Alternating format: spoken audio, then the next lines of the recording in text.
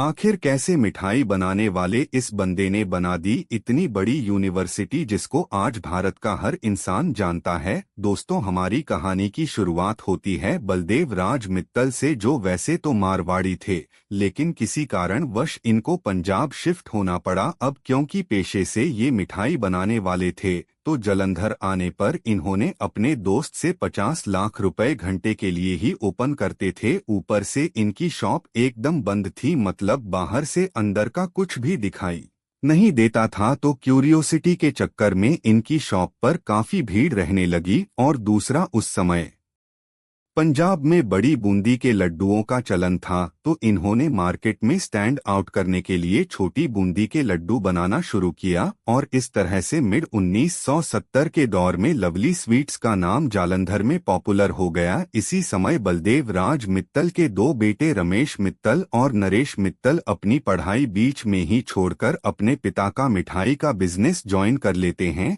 इन्होंने मिलकर अपना बिजनेस काफी ज्यादा एक्सपेंड कर दिया था। पहले तो ये रिटेल से होलसेल में आए और फिर इन्होंने स्नैक्स और बिस्किट्स के सेगमेंट में भी एंट्री मारी।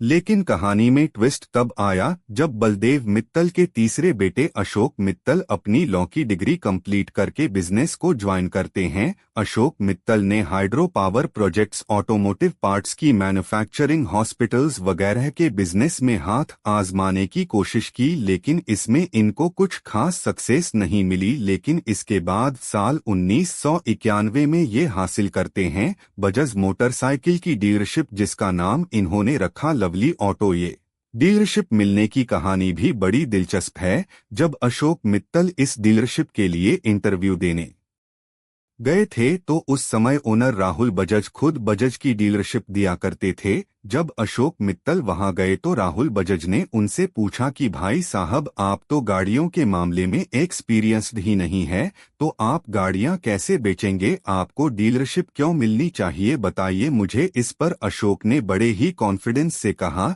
कि उनको सिर्फ 2 डिस्ट्रिक्ट की डीलरशिप दे दीजिए, बाद में वो अपने आप को खुद प्रूफ करके दिखा देंगे। एक यंगस्टर्स का यह कॉन्फिडेंस देखकर राहुल बजाज इम्प्रेस हो गए और मिल्स को बजाज की डीलरशिप मिल गई। लवली ऑटो इतना सक्सेसफुल रहा कि साल 1996 में इनको और अपॉर्चुनिटी, उस टाइम पंजाब में कोई भी प्रोफेशनल यूनिवर्सिटी नहीं थी। इन्होंने आने वाले टाइम में प्रोफेशनल डिग्री की इम्पोर्टेंस को समझा और 1999 में इंटरनेशनल इंस्टीट्यूट ऑफ मैनेजमेंट यानी कि IIM से एक एजुकेशनल इंस्टीट्यूट एस्टेब्लिश किया। तब ये पंजाब टेक्निकल यूनिवर्सिटी के अंडर काम करते थे, लेकिन इनके इंस्टीट्यूट में एक्सपेक्टेशंस के हिसाब से स्टूडेंट्स नहीं आते। ऊपर से पंजाब टेक्निकल यूनिवर्सिटी के अंडर काम करते हुए इनको कोई खास फ्रीडम नहीं मिल पा रही थी, इसीलिए इन्होंने एक प्राइवेट यूनिवर्सिटी के रूप में रजिस्ट्रेशन कराने का सोचा। हालांकि वो भी कोई इजी काम नहीं था और काफी सारे रेड टेपिज्म के बाद फाइनली पंजाब के पूर्व CM अमरेंद्र सिंह के सहयोग के बाद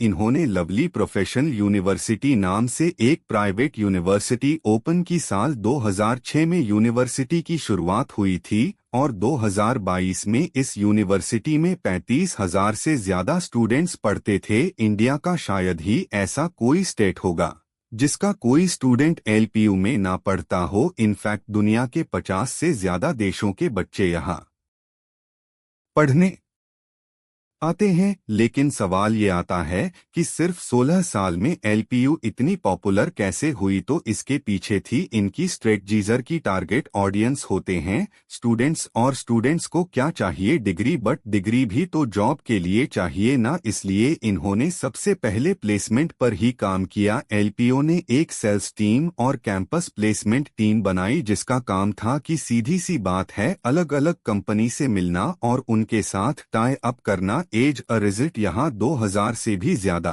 कंपनीज प्लेसमेंट्स के लिए आती हैं। इसमें से 350 प्लस कंपनीज तो IIT और आईएम में भी हायरिंग के लिए जाती हैं। इसके अलावा एलपीओ ने अपना एंट्री बैरियर भी लो रखा है। कोई भी स्टूडेंट किसी यूनिवर्सिटी में सिर्फ दो ही रीजन से नहीं जा पाता, एक तो टफ एंट्रेंस टेस्ट और दूसरा हाई फीस। एलपीयू ने इन दोनों प्रॉब्लम्स का सलूशन ढूंढ लिया। एलपीयू का खुद का एंट्रेंस टेस्ट है जिसे lovely professional university national entrance and scholarship test नाम दिया गया। साथ ही इसमें कई टाइप की स्कॉलरशिप भी मिलती है। जितने भी लोग